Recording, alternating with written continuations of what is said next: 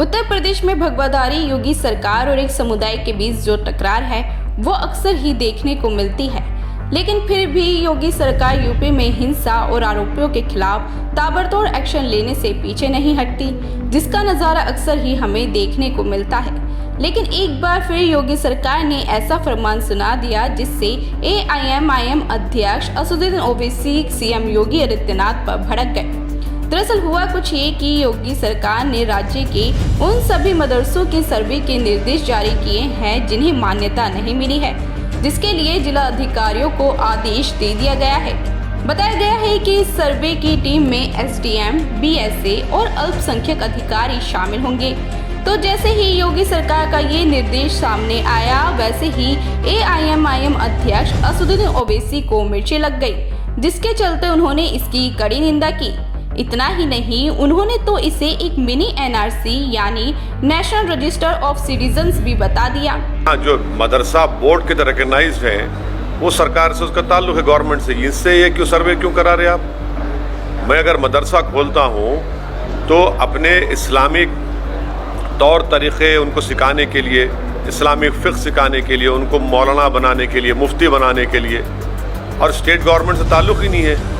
और संविधान के आर्टिकल 30 के तहत मुझे एक फंडामेंटल राइट हासिल है कि मैं अपने मदरसे खोलूँ, अपने पसंद के एजुकेशन इंस्टीट्यूट्स खोलूँ। इसमें सरकार क्यों मुदाखलत करेगी? आप सर्वे क्यों करना चाह रहे हैं? आपको इससे लेना देना क्या है?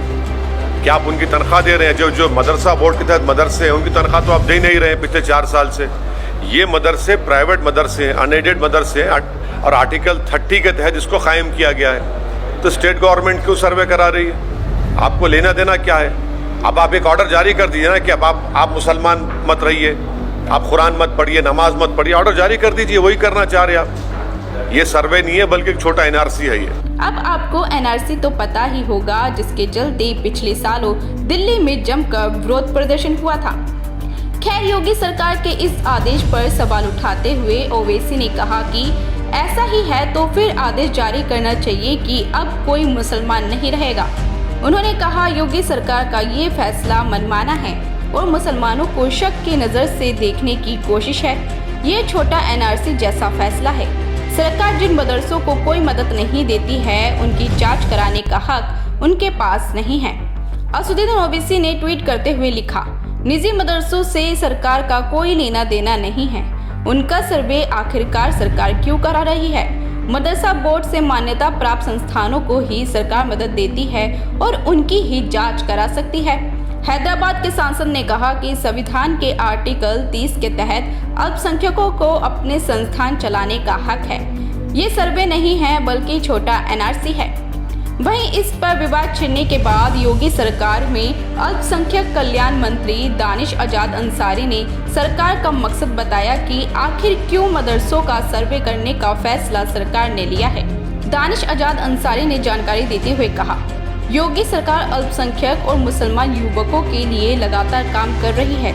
ये आदेश इसलिए दिए गए हैं ताकि मदरसों को मॉडर्न और डिजिटल बनाया जा सके। वहीं 25 अक्टूबर तक जिलाधिकारी इस आदेश पर काम कर रिपोर्ट सरकार को सौंपेंगे। दानिश ने इस सर्वे की और बात करते हुए बताया कि इस बात को देखा जाएगा कि मदरसों में सैलरी किस तरह से दी जाती है, मदरसों का इंफ्रास्ट्रक्चर कैसा है। पहले मदरसों का सर्वे किया जाएगा, उसके आधार पर आगे किसी प्रकार का फैसला लिया जाएगा। उन्होंने कहा कि सरकार को जानकारी होनी चाहिए कि असल में ग्राउंड पर क्या चल रहा है। बता दें कि योगी सरकार जमीनी स्तर पर काम करके सब देखना चाहती है कि कहां पर क्या चल रहा है, जिसके चलते ऐसे ऑर्डर्स दिए गए हैं। क्योंकि हाल ही में देश के कई शहरों से ऐसी तस्वीरें सामने आई थी जहां मदरसों में आतंकवाद पनप रहा था।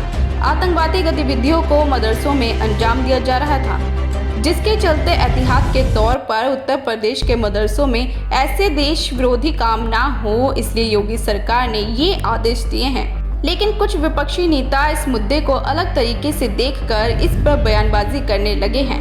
फिलहाल आपकी क्या राय है इस पूरे मामले पर? हमें कमेंट करके ज़रूर बताएं।